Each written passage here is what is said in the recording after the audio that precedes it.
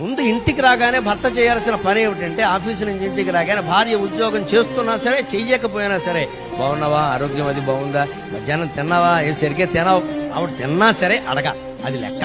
ముందు పలకరింపు. ఇక్కడ ఆఫీసులో మన గొప్పలు చెప్పుకోవడం కాదు. ఇక్కడ మనస్సుకైన బాధ కూడా ఒక్కోసారి చెప్పడం. ఏ అలా ఎందుకున్నామని అడగచ్చు కదా. అడగరు, ఊరికి కూర్చోబెట్టి వెళ్ళిపోవడమే.